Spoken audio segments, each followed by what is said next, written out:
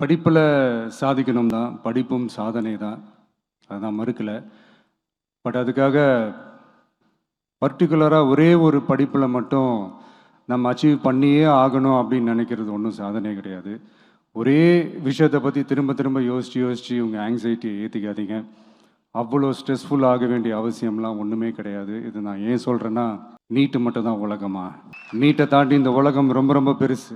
அதில் நீங்கள் சாதிக்க வேண்டியது பல விஷயங்கள் இருக்குது. அதனால் இப்போவே உங்கள் மைண்டை ரொம்ப ஸ்ட்ராங்காக வச்சுக்கோங்க, டெமோக்ராட்டிக்காக வச்சுக்க கற்றுக்கோங்க.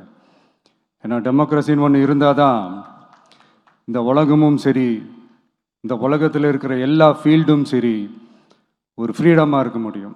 அது மட்டும் இல்லை, ஒரு முறையான ஒரு டெமோக்ரஸி இருந்தாலே போதும், எல்லாருக்கும் எல்லாமும் ஈக்குவலாக கிடைக்கும். அதனுடைய ஃபஸ்ட்டு ஸ்டெப்பாக உங்கள் வீட்டில் இருக்கிற எல்லாருக்கிட்டையும் சொல்லுங்கள், அவங்கவுங்களுடைய ஜனநாயக கடமையை ஒழுங்காக செய்ய சொல்லுங்கள். ஜனநாயக கடமையை சரியாக செய்கிறதுனா அது ஒன்றும் பெரிய ஒரு விஷயம்லாம் கிடையாது, சாதாரணமான விஷயந்தான். நல்லவங்க, நம்பிக்கையானவங்க, இது வரைக்கும் ஊழலே செய்யாதவங்க யாருன்னு பார்த்து தேர்ந்தெடுக்க சொல்லுங்கள்.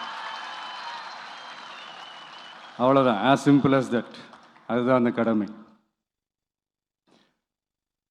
நான் ஒரு 2 years பேக் இதே ஸ்டூடெண்ட்ஸ் ஃபங்க்ஷனில் நான் சொல்லியிருந்தேன், இந்த காசு கொடுத்து ஓட்டு வாங்கி ஜெயிச்சிடலாம்னு நினைக்கிறாங்க இல்லையா, அவங்கள அந்த கல்ச்சரே யாரும் என்கரேஜ் பண்ணாதீங்க, யாரும் காசு வாங்காதீங்க, உங்கள் பேரண்ட்ஸ்கிட்டையும் எடுத்து சொல்லுங்கன்னு நான் சொல்லியிருந்தேன். அதை அப்படியே ஃபாலோ பண்ணுங்கள்.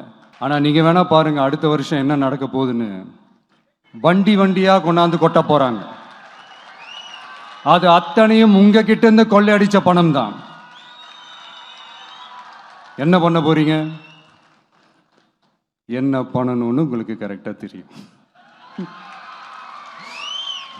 அது நான் சொல்லி தான் புரிய வைக்கணும்னு ஒன்றும் அவசியம் இல்லை.